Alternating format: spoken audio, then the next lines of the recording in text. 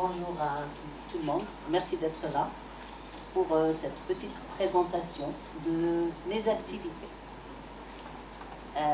Alors, je suis Madame Adnani Ania, donc j'ai créé FEM en 2011 et SKDN en 2022. Donc, je suis docteur en physique depuis 1989 et puis j'ai dirigé un laboratoire de recherche, des équipes de recherche, des sujets de recherche, des thèses de doctorat, des projets technologiques et scientifiques, ainsi que des équipes de recherche.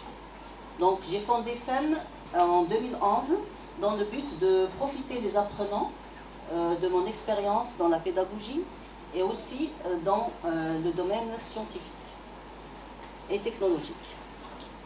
FEM a été créé dans la formation et l'expertise. Après, finalement, FEM s'est spécialisé dans la formation professionnelle. Donc, c'est pour cette raison que, en 2022, j'ai créé SKDN.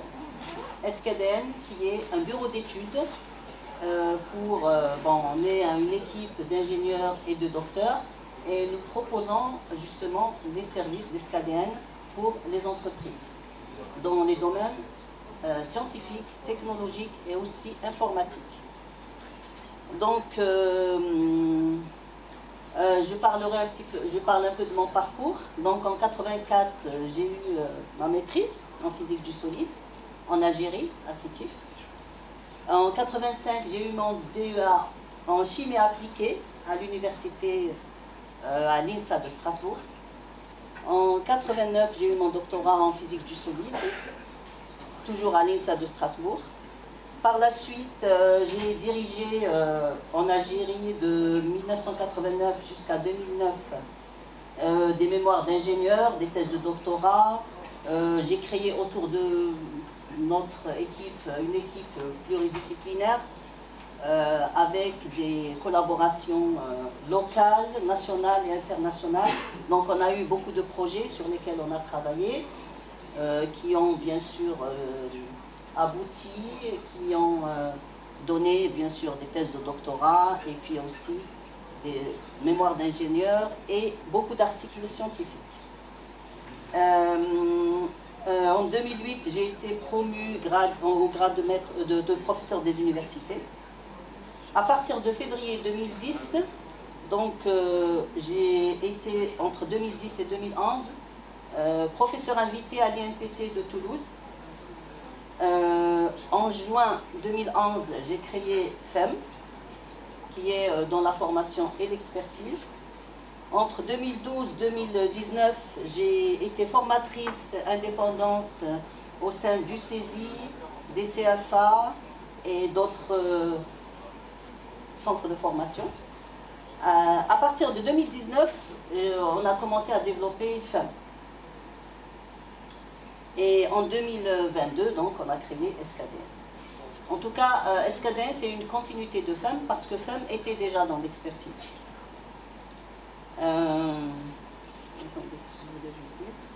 J'ai travaillé au sein du CESI, bien sûr, j'ai été intervenante.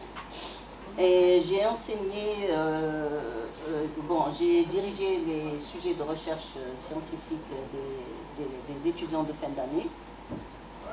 Et aussi, j'ai tutoré les classes de prépa, première et deuxième année, au niveau du CESI. Bien que j'ai une expérience dans le management d'une entreprise, parce que j'ai créé déjà une entreprise en 2005, c'était une entreprise pour le film scientifique. Donc, c'était pour rendre la science et la technologie accessibles à tous via l'audiovisuel. Je l'ai fermé en 2008. Après, en 2019, nous avons commencé à développer FEM parce que nous avons eu déjà, FEM a été déjà data-docké, donc on a les financements des différentes structures de l'État pour les formations, entre autres CPF. Donc on a commencé à développer et on a recruté des formateurs On a eu beaucoup d'ailleurs de stagiaires, beaucoup d'apprenants. Et je peux vous dire, on a eu plus de 130 apprenants en 2021 et plus de 20 enseignants permanents, presque permanents, qui interviennent assez fréquemment chez nous, en 2021 toujours. Après, à partir de 2022, il y a eu certains problèmes par rapport aux certifications. Ils ont fermé beaucoup de certifications, etc. Donc, on fonctionnait un peu plus lentement depuis, par rapport à 2021. Et nous avons eu, en 2021, jusqu'à maintenant, depuis 2021, on a eu à peu près 7 salariés. Et actuellement, on en a 3, donc 2 pour femmes et 1 pour SKDN. C'est-à-dire, en fait, l'expérience de femmes et maintenant d'SKDN est une expérience assez enrichissante, assez difficile, parce qu'au début, en fait, on est obligé d'être à la fois dans la communication, dans les relations humaines, dans en fait, le développement. Qu'est-ce que je voulais dire aussi, c'est-à-dire il faut détecter les bons moments pour les différentes actions qui se présentent. Il faut savoir à quel moment continuer ou ne pas continuer dans un projet. Il faut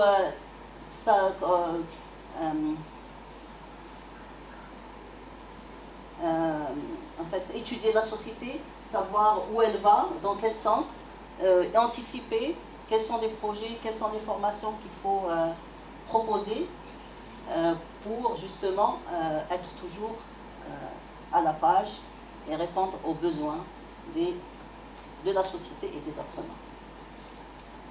Donc,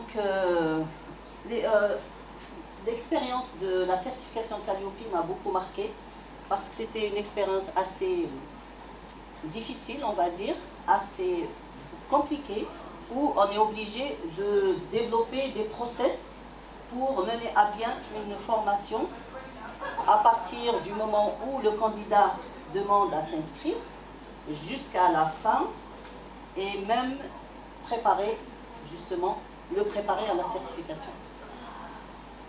Donc c'était quand même une expérience à la fois difficile, émouvante et très enrichissante. Donc pour SKDN, je vous l'ai dit déjà. Donc les formations qu'on propose dans FEM, par exemple, sont des formations dans les langues, dans le marketing digital, dans l'informatique, dans la cybersécurité par exemple, les technologies immersives, dans la bureautique, dans le développement de sites web. Après, on présente le public ciblé, c'est à peu près tout le monde. En 2021, on a beaucoup ciblé le financement par CPF et on a eu beaucoup de candidats qui viennent dans le cadre du CPF. Mais après, il y a eu beaucoup d'arnaques, donc c'est pour ça qu'en 2022, on a eu une perte de chiffre d'affaires parce qu'il y a eu beaucoup d'arnaques et l'État, c'est-à-dire à partir de 2022, il a commencé à faire le ménage. Donc du coup, il y a eu beaucoup de centres de formation qui ont été fermés, etc. Donc voilà.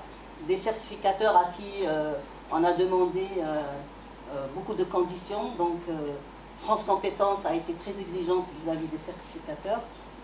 Et voilà. Et là, normalement, je pense qu'ils ont fini le tri et ça va redémarrer comme avant. Bon, en ce qui concerne SKDN, donc les services qu'on présente, ce sont des services dans les calculs de structure, le dimensionnement, le biogaz, les conseils en cybersécurité, l'accompagnement dans la digitalisation et la visibilité des entreprises, le développement des applications mobiles. Après, on peut aussi présenter, c'est-à-dire, on peut aussi avoir d'autres services selon les missions qui se présentent à nous et selon aussi les compétences de notre équipe. Je vous remercie beaucoup pour votre attention.